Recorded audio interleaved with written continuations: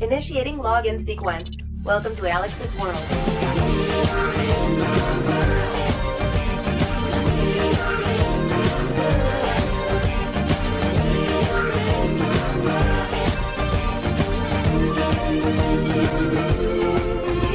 Man, I tell you what. If all you watched was WWE this week, I'm sure you had a terrible week in wrestling. Raw, NXT, and SmackDown was bad. At best, mid. At best, okay. I didn't think either show, Raw, SmackDown, did a good job hyping up Extreme Rules this Sunday.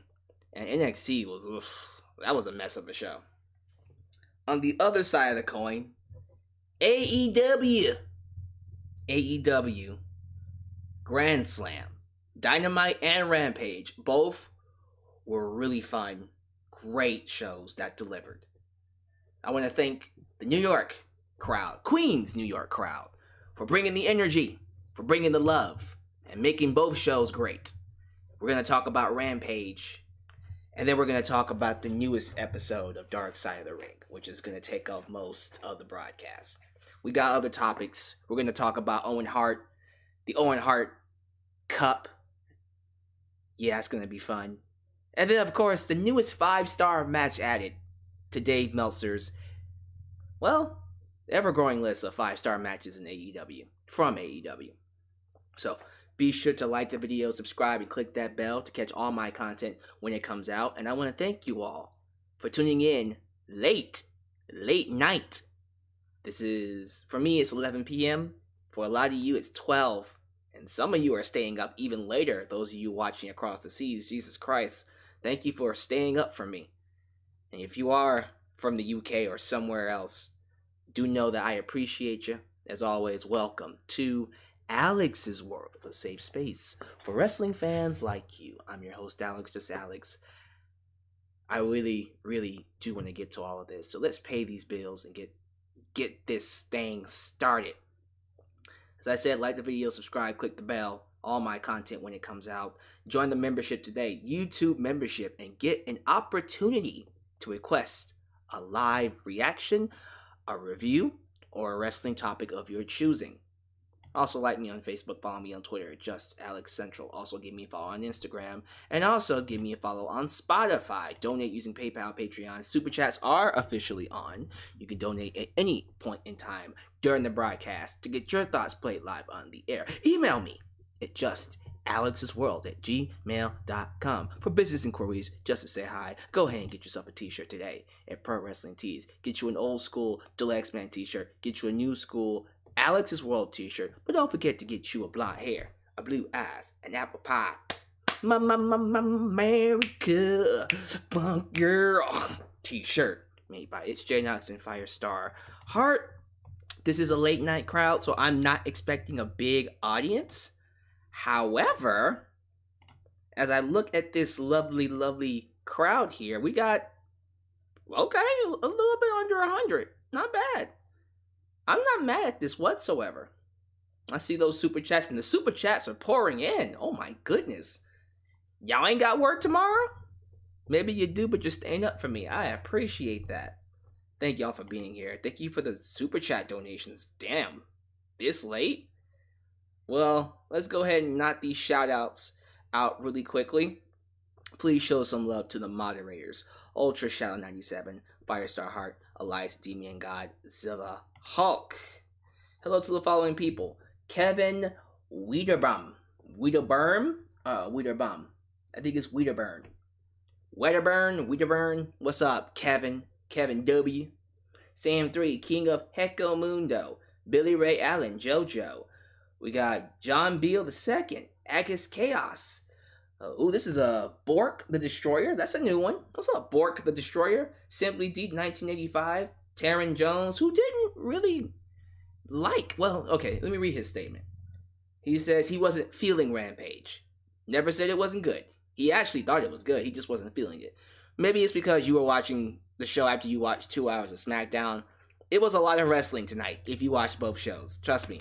I would know because I watched both of them. I should have just watched Rampage because SmackDown was not good.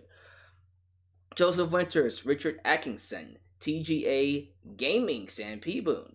We also got Robert Brown, Christopher Carter, Oh Yeah, Mr. Krabs, Ethan Parker, Bryce Blackwell, Emerola 408, True Fighter 901, Ashley Greer, Crowder, Izzy, what's up Izzy, Ken Rogers. Last but not least, let's give this last shout out to Jonathan Haley. Welcome everybody. As I said, it's just a little bit under 100 right now. We're gonna probably get that 100 mark in just a second. I am really excited to talk about the hot topics. Let me play these super chats from Sam Peeboon, who is just donating up a storm right now. So here we go.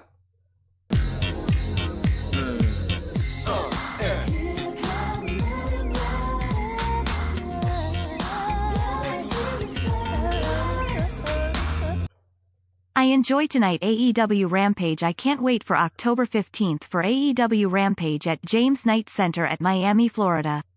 Because you know I will go to see live at AEW Rampage and wear the new Adam Cole AEW shirt. Bye-bye. I just saw that new Super Click t-shirt that he got with the Young Bucks. That's gonna sell really, really quickly.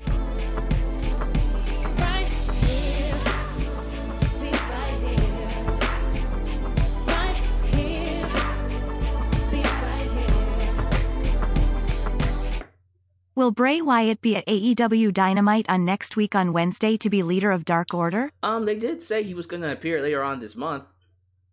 You might be surprised. And I think his 90-day contract, the 90-day non-compete clause is, I think he waived that, so he can actually join anytime he wants. It's interesting that he chose to waive that. Like, he was so desperate to get out of there. So, yeah, thank y'all for being here. If you got more super chats, go ahead and donate them, but just know I will be playing a few more later on. I want to go ahead and get to these hot topics. The first hot topic we're going to talk about is one that made my heart sing with joy when I first saw it. It was just one of those, oh man, this is just awesome type of deals. I forgot what day it was announced on. Let me actually go back and see. It was 4 days ago. So Monday. It was this week, I know. So Monday, I think. Anyways, let's pull this up. I'm going to get this news off of my Facebook page because that's where I posted it. Owen Hart is being honored, finally, on a wrestling show. Now, some of you are just wondering, like, why is it taking so long? Why did it ever take this long to honor Owen Hart? Well, the reason why you haven't seen a lot of wrestling shows honor Owen Hart is because WWE owns the footage. Most of his career is owned, at least the good stuff. His matches with Brett, the stuff that he's mostly known for is all owned by WWE. So technically the only people that can celebrate him the right way is WWE.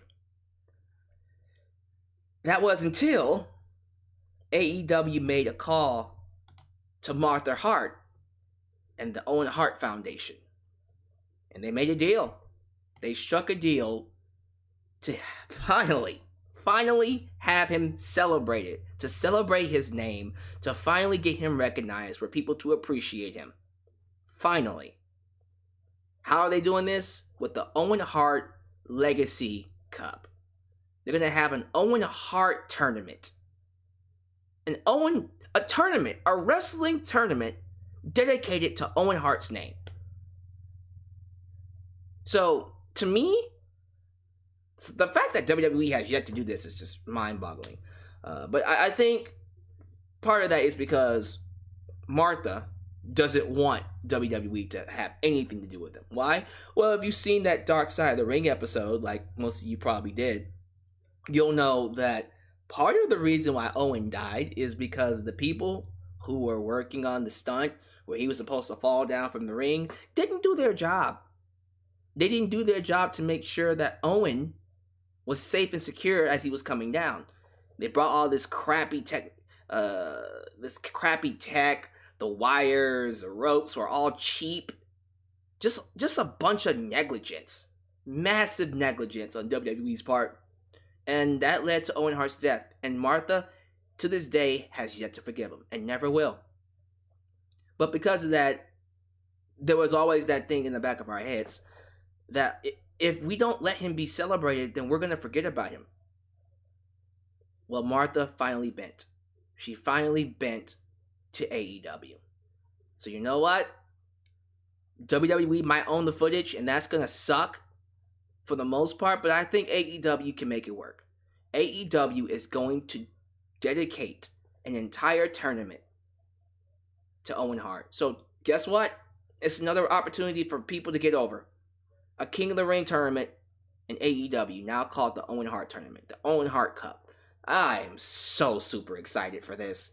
You can imagine my happiness when I heard this news. This is what I've always wanted with Owen Hart. I've always wanted for somebody to honor his name because he is a legend. Owen Hart is one of the greatest wrestlers of any generation, past, present, future. He has influenced so many people, and I still think to this day, if he had not had that accident, he would have actually been a lot more influential on the business than Bret Hart. I stand by that. I stand by that. I can see Owen being a trainer, dedicating his life to helping the young talent, probably even having himself a world title run, at least one. But it does suck that his life was taken away from us the way it was. And for so many years, we just never got the opportunity to celebrate him. Well, we are now. So thank you, AEW, for making this happen. This is going to be great. A tournament dedicated to Owen Hart. Who can hate that? Who can hate that? Next piece of news. Moving on. Give me your thoughts about that in the live chat and the comments down below. Dave Meltzer has added another 5-star match to his long list of 5-star matches from AEW. That is the Bryan Danielson versus Kenny Omega match that opened the show this past Dynamite, the Grandslam Dynamite, in front of Arthur Ashe Stadium, 20,000. Literally a warm-up match, and he gave it 5 stars. Went to a time limit draw. The crowd was hot for it. A lot of people comparing it to Hogan and Rock, which they did. I didn't make that comparison, but I'm sorry. If there was ever going to be a match that is compared to Hogan and Rock based off of the fan interaction, based off of the fan reaction, this is it. Like, the crowd lost their shit the moment the bell rung. The moment the bell rung, they erupted. They lost their minds. And then it was just a celebration. It was a party match, y'all. How anybody can find something wrong with this match is just crazy. So the debate is this. If this is a 5-star match, how is any of Bryan Danielson's or Daniel Bryan's matches in WWE not a 5-star? And I had to agree with that. I think the issue here, once again with Dave Meltzer, is he does tend to have a bit of a bias against WWE. He does.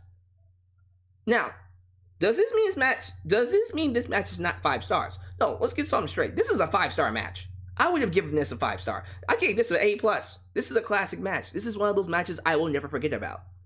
That being said, I also believe Daniel Bryan versus Triple H at WrestleMania 30, 5-star match. Daniel Bryan versus Batista, Randy Orton at WrestleMania 30, the main event, 5-star match. I thought Bryan versus Sheamus, Extreme Rules 2012 was a 5-star match.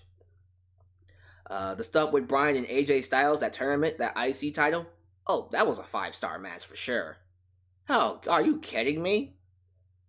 Bryan's had so many of the 5-star matches. The Kofi Kingston match at WrestleMania, oh, absolutely, that was a classic. You kidding me? Like, all of these matches that I just keep thinking about when it comes to Bryan Danielson, it's like, the fact that this is a 5-star match and his other matches weren't, that kind of makes you look at Dave Meltzer with a sus eye, like, really, bruh? Really?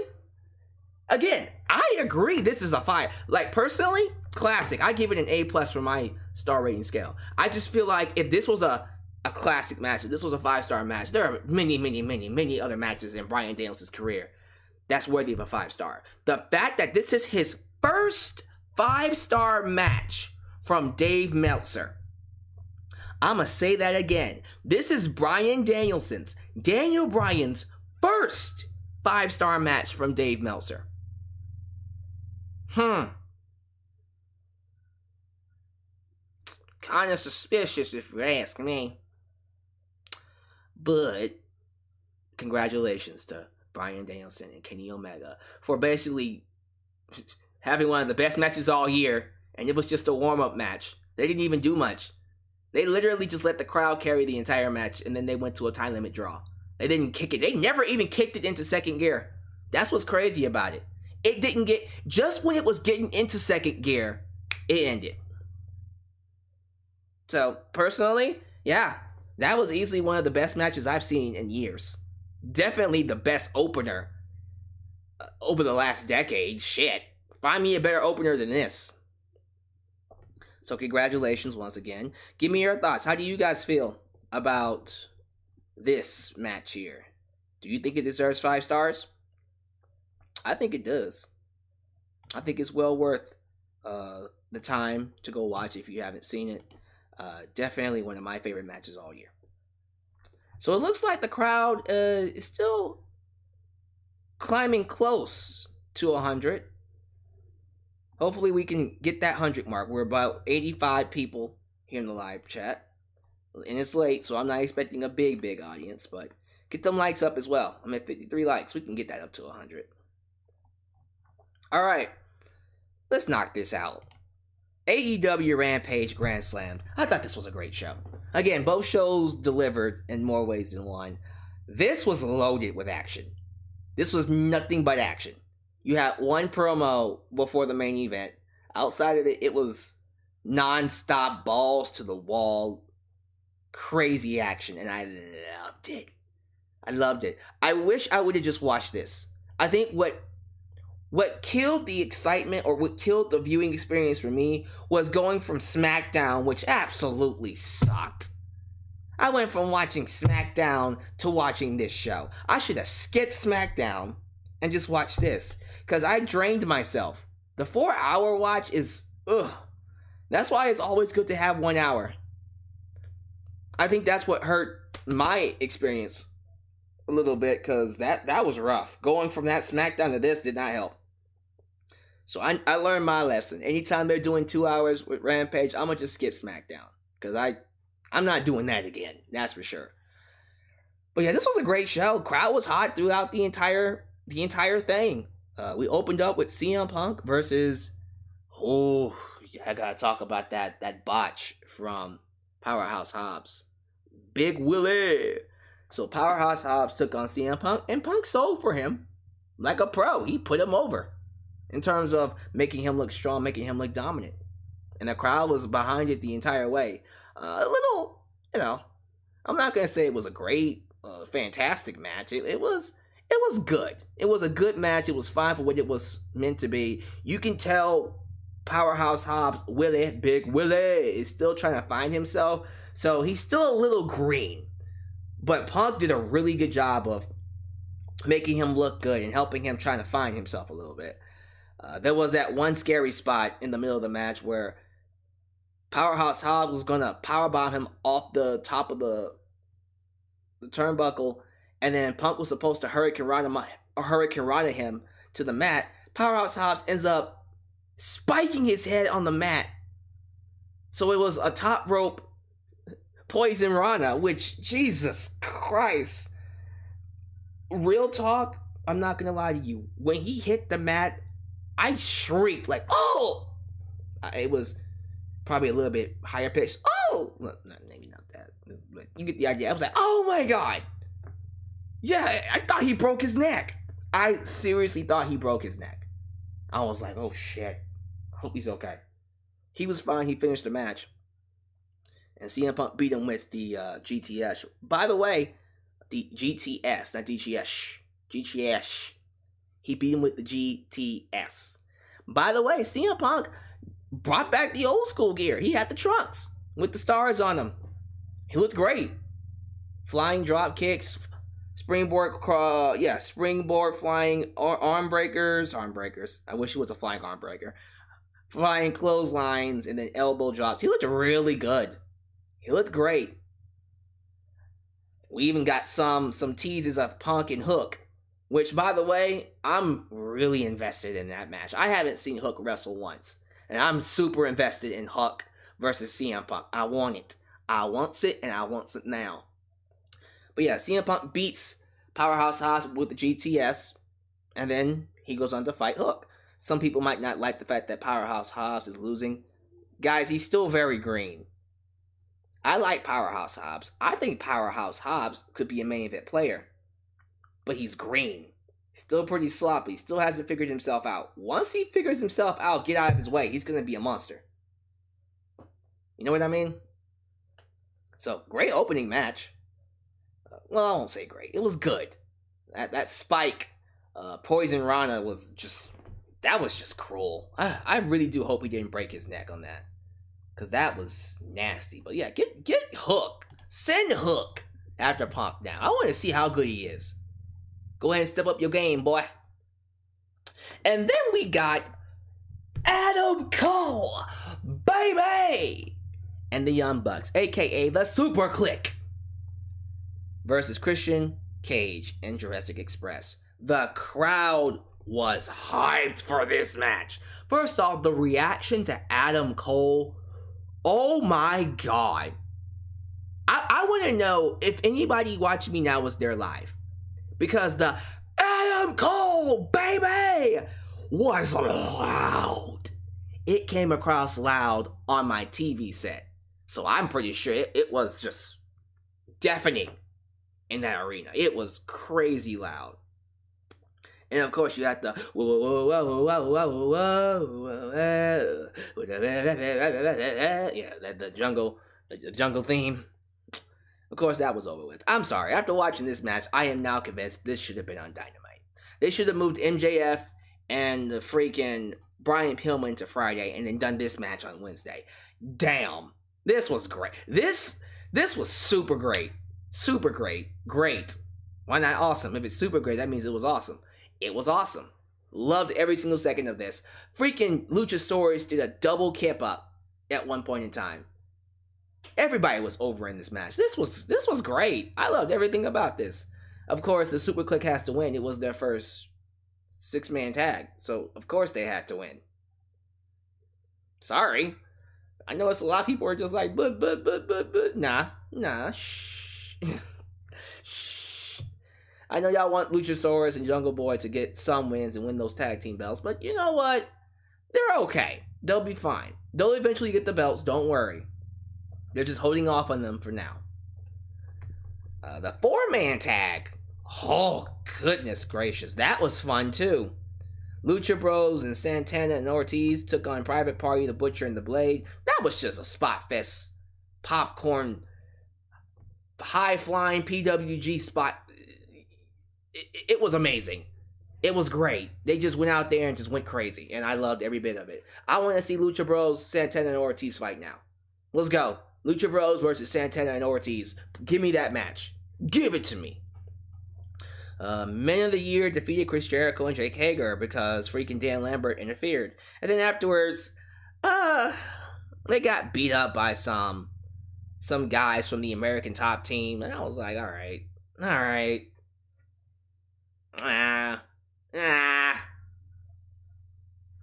don't know. I just kind of feel like we should be giving this time to other people. Like, I understand the American Top Team is there because you're trying to draw in another audience, another part of the audience, but I don't know. It is what it is. Matt Hardy told Orange Cassidy he'll be fighting Jack Evans in a hair versus hair match next Friday. Sammy Guevara got his ass whooped by Mero to hype up their match on Wednesday. Andrade challenged Pac to another match in the future. Yes, sir. Give it to me. Penelope Ford defeats Anna Jay with the help of the Bunny. She got some freaking brass knucks thrown at her, and she knocked out Anna Jay. And then, of course, you had to know that Penelope Ford and the Bunny were gonna attack Anna Jay. So Ty Conti tries to come out and save him, and then Matt Hardy's freaking squad comes out to help the girls out, which then leads to Orange Cassidy and, oh my goodness, the Dark Order coming out to save Anna Jay. Only for 2 seconds, because afterwards the Dark Order start fighting and then they split up again. Yeah, I can see that half of the Dark Order is probably going to go their separate ways. One half is going to be with Hangman Adam Page, the other half is going to be with Bray Wyatt. So we'll see where that goes. And then the main event was just a freaking brawl. Lights out match. Jon Moxley, Eddie Kingston taking on Minoru. I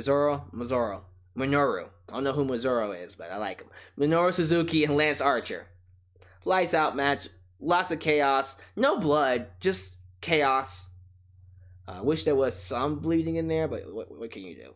Lots of kendo sticks, trash cans, chair shots, straps. We even got a Kaze ni nare. So yes, I personally thought this was a great show. Now, the big thing that people are going to talk about when it comes to the show was the appearance, a special guest appearance. Maybe not a debut, but yeah, an appearance from Homicide, one half of LAX. He came out to help Moxley and Eddie Kingston win their match against Minoru Suzuki and Lance Archer. It was fun. Yay. So yeah, that was a great show. I just hate that I watched it after SmackDown, because SmackDown was garbage. Just a bunch of bull. Big fat of nothing. So don't watch SmackDown. Trust me. If you're thinking about watching SmackDown, don't watch SmackDown. Please don't. Because that was not worth any of our time. Alright guys, we did it. We're at 100 people. We had 100 people live. And this late at night. We got 61 likes. Get them likes up. It's 100 people in this thing. Get them likes up. So what was your favorite match from AEW Rampage? Very curious to know what you guys feel about this. Alright. I've been putting this off. Let's talk about it. Oh, man. This is... And I keep saying this. I'm probably going to keep on saying this because it just seems to keep on happening. So far, these past 2 episodes of Dark Side of the Ring have been some of the most damning episodes. I thought the plane ride from hell was one thing. The story of Chris Kanyon. Oh my fucking God. That could be the review right there. Oh my fucking God. So before we talk about the Dark Side of the Ring, let me give you my thoughts on Kanyon. I always thought he was ahead of his time. I've always thought that. Even back then, I knew he was good. I remember when I was 8 years old, I remember this guy coming into the ring going, "Who better than Kanyon?" When he was with Raven and Raven's flock. I would always be right there with them. Who better than Kanyon? Nobody! I actually liked his run in WWE. Outside of the night where Taker beat the shit out of him. But yeah, he was one of those WCW talents that I actually liked. I remember liking Kanyon. And he was a villain, but I liked him anyways. He was that villain that everybody just... You knew you were supposed to hate him, but you were entertained by him. I didn't know anything about his story. I knew he was gay. I knew that part. But in terms of, like, the dark parts of his life, the bipolar, schizophrenic episodes, erratic episodes, him abusing his best friend, James Mitchell, the stuff with Cena and Ric Flair on the Howard Stern show. Holy shit! And then, of course, the suicide, which I knew about. But I didn't get the details, deep details of his life until I saw this episode. And, man, where do I start? I guess I'll start from the beginning. Like, they do a very good job of highlighting how innovative he was. Like, he was indie wrestling, like modern day indie wrestling that you see now. He was doing that shit in 1996. He did a freaking buckshot lariat before Hangman Page did one. All these Hurricane Ranas and moves that you've never seen before. He was the innovator of that stuff. He influenced a lot of people. He influenced Brian Cage. Who better than Cage? Nobody. That's where he got that from. He influenced the Young Bucks. Didn't he train Cage and the Young Bucks? I think he did. He trained a lot of wrestlers. So we thank Kanyon for the Young Bucks. Uh-oh. I wonder if WWE doesn't like him. Anyways, yeah. He did a lot of good things for us. For the young generation. He was very influential. Unfortunately, what hurt Kanyon is that he came in at the wrong time. And I still believe that, even to this day. He came in at the wrong time. If Chris Kanyon was to have come in nowadays, 10 years later, I think he would be one of the biggest stars in wrestling. I'm serious. If Chris Kanyon, instead of coming in 1996, if he came in 2006, one of the biggest stars in wrestling, for sure. People might argue he's one of the biggest stars now. I think the problem with Kanyon overall is that because of how dark and fucked up the business was, especially back then in the 90s, oh God, it was just too cruel for him. Personally, I hate to say it. I hate to be that guy to say it. I kind of wish he never got into it. Because look what it did to his life. Yes, he influenced a lot of good wrestlers and all that kind of stuff, but, like, if I was his friend, I would be like, man, get the fuck out. No, get the fuck out. This is not for you. The fact that he was a gay man, first off. A gay man in the masculine, hairy, sweaty, toxic masculinity wrestling business that I'm not gonna lie to you, like, even when the world was accepting of homosexuality a lot sooner than WWE, trust me, the WWE had to catch on a little bit late on that part. But yeah, back then, the 90s, like, if you came out as a homosexual, you were a heel. Like, it was like, ugh, he's a sinner. You know what I mean? That poor man. And then, worst off, this is 1996, so guess who was taking over in 1996? Yeah, the NWO. Yep. He was fucked. So, you have to understand why he was always on edge, why he was always just depressed, and why he was always in his head. Now, just because you understand doesn't mean you have to excuse his behavior. As I said before, he was abusive to James Mitchell. He choked him out one time. He would elbow him in the head. He just pushed him around. Bipolar, you can say that he was mentally mentally gone. He had massive mental health issues that he really should have got help for. Trust me. When I tell you, if he would have gotten in the business in 2006, I guarantee you it would be a different story. He came in way too late. He came in way too early at the wrong time. But despite mental health issues and all that stuff, he abused his best friend to the point where James Mitchell had to carry around a gun. He carried around a gun to stay safe from Kanyon, who would have one of his bipolar episodes. Chris Kanyon was dangerous. He was dangerous. But James Mitchell still stayed with him. He still stuck by him when he didn't really need to. You know what I mean? But then after the WCW run was the Invasion run. And Kanyon got a lot of TV time during the Invasion. Vince liked Kanyon and was going to give him a push post-Invasion. Then he got hurt. Oops. He got hurt. And then he missed like over a year of action. And then they brought him back to that segment. That segment where he came out of a Christmas box or some kind of a present box. and Taker beat the shit out of him. It was brutal. Like, he missed all that time to come back and get buried. He got buried. He was made to look like a joke to the point where he was on Velocity. They put him on Velocity, didn't feature him on SmackDown ever since, and then he got released. He got released, which fucked him up. It fucked him up. And around that time, he finally got the courage to come out and say, I'm gay.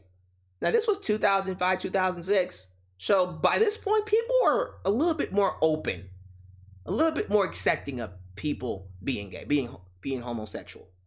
So when he came out, I'm gay, everybody was like, cool. Okay, so you're still a good wrestler. You're still my teacher. You're still my best friend. And so Kanyon's like, oh, okay, well, shit, since everybody accepts it, I will be the first gay wrestler. The first openly gay wrestler. Unfortunately, he was way too late. Some people had already beat him to it. Orlando Jordan, Goldust, many other people were doing Rico. Who else? I'm thinking there was somebody else, but it was Rico, Goldust, freaking Orlando Jordan, somebody else. I can't remember. Yeah, they were already doing the gay gimmick way before Kanyon came out. He wasn't happy about that. He sent a message to Stephanie McMahon talking about some, hey, you guys, you should know that I'm gay. I was the first gay guy to have in your company, so you should have given me that gimmick. And Stephanie's just like, oh, really? Let me talk to the people in WWE and get back to you. She never got back to him. And then we get to the Howard Stern show. Oh, Jesus Christ almighty. We're going to talk about what happened with John Cena. Don't worry, we're going to get to it. We're definitely going to get to John Cena. So, Howard Stern, who's a wrestling fan, decided one year to bring on Chris Kanyon to be a special guest host, a co-host, which is great. That was a great spot for Kanyon. On one of the episodes where Kanyon was absent, John Cena showed up. And Howard Stern asked John Cena point blank, why wasn't Kanyon successful in WWE? John Cena straight up said, thank you, Billy and Chuck. That's what I was missing. Billy and Chuck. I knew people were just like, what was it? It was Billy and Chuck. And then, well, Darren Young came out much later, but I'm talking about like during that period of time. Yeah, Billy and Chuck, Rico, Goldust, and who was the other one? Orlando Jordan. Thank you. But yeah. It was Billy and Chuck, which I gotta go back and watch that. Anyways, John Cena was asked, why didn't Kanyon survive in WWE? Cena said because he wasn't good. Good wrestler, but great. Anything else? Nope. He was not a good personality. He was not good at anything. Which, by the way, was a bullshit statement by John Cena. John Cena did not need to say that. He did not need to bury Kanyon on his own show. Like, Cena really was not good. That wasn't cool. What was even worse was not too long after that, when Kanyon came back to the show, Ric Flair called in live on the Howard Stern show and told Chris Kanyon to his face that he is not good and he's not meant to be a big star in the wrestling business. Kanyon had to hear that. Ric Flair was Kanyon's favorite wrestler of all time. His favorite wrestler of all time. Ric Flair called him in and said, yeah, you're not good. I don't think you're good. I don't think you're going to be a big guy in the business. Do you not understand how fucked up that is? That is mean. That is just... They didn't need to do that. Neither one of them. Neither one. Cena or Ric Flair. That man went into a big depression after that. I will say this, and this is something I need to just make very clear. I don't like that they tried to cancel John Cena, and it was John Cena, Taker, and Ric Flair. Well, they canceled Ric Flair for a completely different reason, but they tried to cancel Taker and Cena a couple days ago because of this documentary. And I'm just like, y'all, John Cena in 2006 is not John Cena in 2021. John Cena in 2006 can go suck a fuck. But no, like, at the end of the day, that didn't kill Chris Kanyon. I know a lot of people want to put some blame on Cena, or put some blame on someone for why Chris Kanyon died. What killed Chris Kanyon was not John Cena having an opinion. Because that's what it was. It was an opinion. That's as far as it went. Ric Flair, same thing. It was more fucked up that he said it to his face, and it had more of an impact because it's Ric Flair. But it's an opinion. That didn't kill Chris Kanyon. What killed Chris Kanyon was his erratic behavior that got him a bad reputation. Believe it or not, he had a hand in that. His mental illness, bipolar depression, and him being a gay man in a wrestling business. I'm sorry, like, to me, he can't. I still believe, and I'll keep saying it. If he was to have come in 2006, he would be alive today. He came in at the wrong time. That's the reality of the situation. He came in at the wrong time. But that is what it is. No, I don't think John Cena should be canceled at all. Ric Flair, if you want to cancel Ric Flair for him trying to force women to touch his penis, okay, like, I cannot defend him on that one. Even I'm just like, dude, you can't. I'm still reeling from that episode last week. You can't force a woman to touch your penis. You can't do that. It wasn't okay back then. It was common. I saw it happen in my high school, but it was still bad. So if y'all want to cancel Ric Flair, fine. You want to cancel Tommy Dreamer for his insensitive comments, fine. Don't cancel John Cena for having an opinion. Okay? I'm sorry. I can't get on board with that. And I'm not the biggest Cena fan. And y'all make me defend John Cena. I hate you for that. No, I don't. But for real, really? You're gonna make me defend John Cena? Again, I'm not the biggest John Cena fan, but that's not a heel I'm dying on. Cena had an opinion. And I guarantee you, Cena in 2021 would not have said the things he said. Period. End of story. The other thing that probably led to his death was his last match. Don't ask me what promotion it was, but he had a match that was just absolute garbage. It was absolutely horrible. And after that match, James Mitchell tells a story of how Chris Kanyon literally went through the best hits with him in the car. Rehearsed, or not rehearsed. He basically just talked about the good times while driving to an airport one time or something like that. Well, they were on a trip. And then, yeah, he drove James Mitchell to the airport, dropped him off, and as soon as he got dropped off, James Mitchell started crying because he knew that Chris Kanyon was going to kill himself. He was going to commit suicide. And Kanyon, you have to understand something too. This is something that I hope we get across. And I said this with Daphne. Was Chris Kanyon loved? Yes. Was Daphne loved?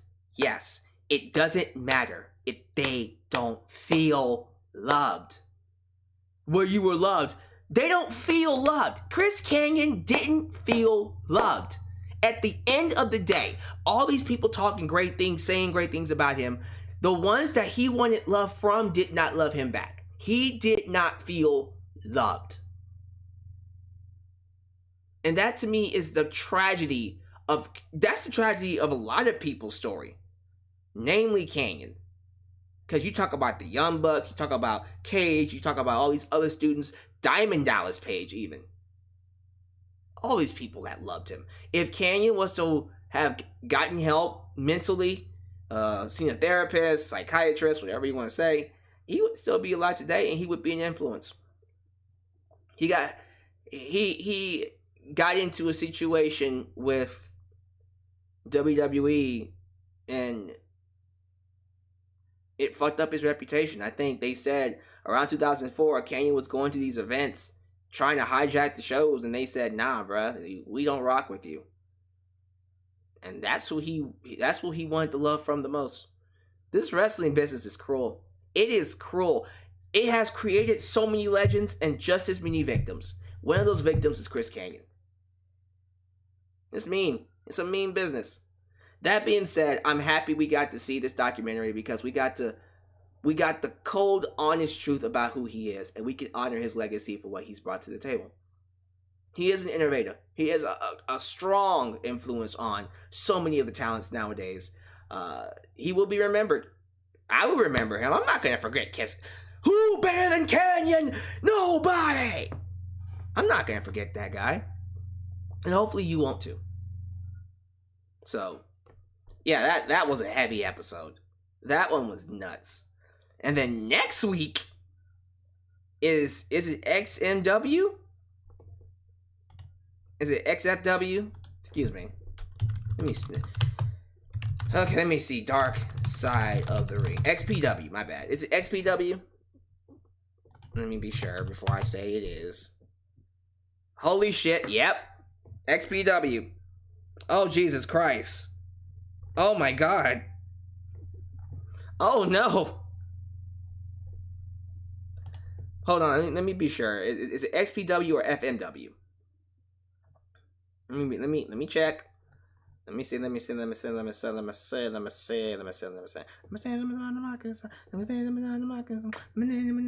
oh my bad. Okay, no, it's so XPW is later on. Next week is FMW. Oh, that's even worse. Oh, okay, so XPW is at the end of the year. Before the steroids trial, which that one's going to be big. The steroids trial? Damn. Okay, so FMW is next week. And then XPW is right before the season finale. Damn. Those two episodes are going to be crazy.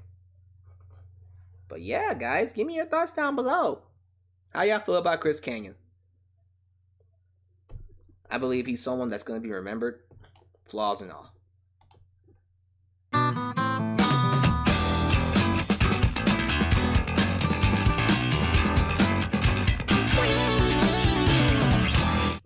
They trying to cancel The Undertaker and Cena SMH. That ain't gonna happen. It's not gonna happen. We got 110 people. All right, I like that. That's a good live audience. What's up, Crusader Gamer, one of my YouTube members, part of the YouTube membership. Good to have you here, buddy. What y'all been saying? What y'all think about Chris Kanyon? Give me your thoughts. Amazing Tribe. That Howard Stern is a pansy and angry. That my Joni China didn't give him no pay, no nookie cooch. Oh, Lord have mercy. Okay, I don't know what he's trying to say. Basically, Howard Stern is still mad that he couldn't get with China, I guess. Alright. Tony Lopez says John Cena and Ric Flair were hoes. They some hoes. Use a hoe. Ho, use a hoe. I said that use a hoe. Use a hoe. Oh man. Mortis was a great character. Mortis, I came in during Raven's Flock run with Kanyon. So I didn't get a chance to experience Mortis. Even then, Kanyon was awesome.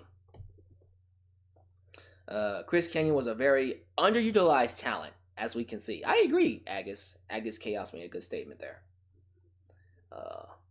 Stink Meaner says, Father James Mitchell is a good friend, is a real friend. He really was a good friend.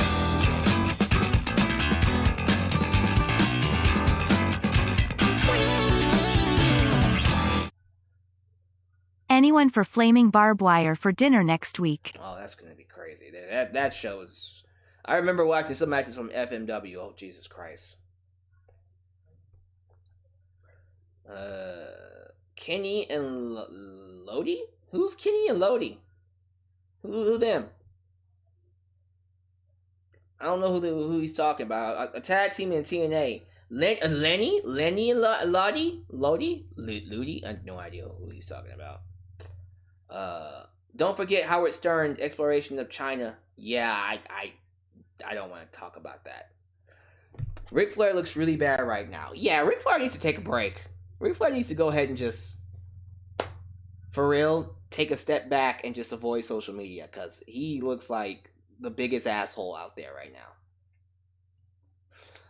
King of Hecko Mundo says Cena sold out a long time ago like The Rock. Yeah, Cena completely became a Hollywood.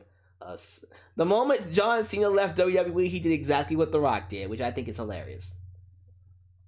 Benny Leon, it's messed up, not gonna lie, but at least John didn't say it because of Kanyon coming out. Nah. I still think Cena would have meant well if he was who he is today. He just had an opinion. The King Slayer says he killed himself. Can't blame nobody but him and his mental health. Yeah, don't put that on Cena. Don't do that. Cena didn't kill Chris Kanyon. Ric Flair didn't kill Chris Kanyon. Chris Kanyon killed Chris Kanyon. Mental health killed Chris Kanyon.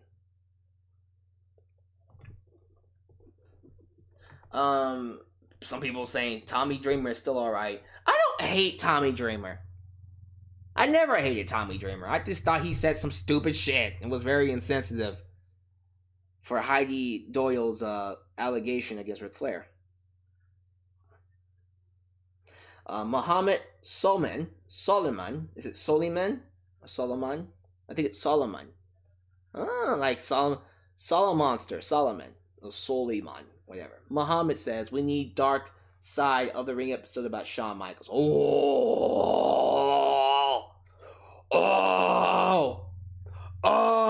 shit. Bruh, a Dark Side of the Ring episode on Shawn Michaels would be a two-parter.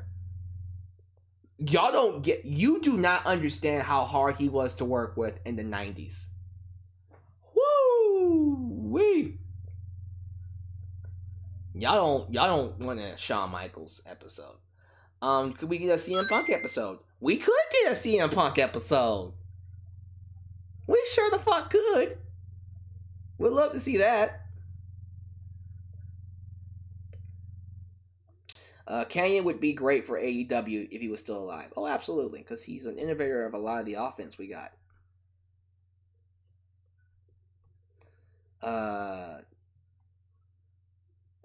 Taker was just doing his job. Yeah, Taker was told to go out there and do it. He didn't intentionally. Well, no, Taker might have gone just a little too far with the beating, but nah, he didn't book that. They told him to go out there and bury Kanyon. It's not Taker's fault.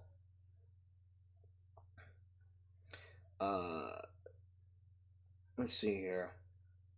CJ66. I remember when Booker T gave Chris the United States title during the Invasion Angle. Oh yeah, I remember that.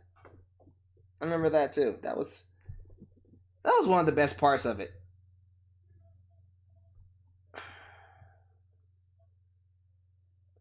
This Crusader Gamer says this episode tells you to never meet your idols. For real. For real. Alright, guys. I'm gonna go ahead and cut it off here. It's late. It's past midnight for most of you. Give me your thoughts down below. Thank you for watching. I'll see you this Sunday for Extreme Rules. I'm gonna make the stream before I go to bed. Be sure you like the video, subscribe, click the bell to catch all my content when it comes out. I'll see you Sunday. Hopefully the stream and the show isn't trash. But you guys have a good night. Get you some rest. Catch you guys next time. Right here in Alyx's World, a safe space for wrestling fans like you.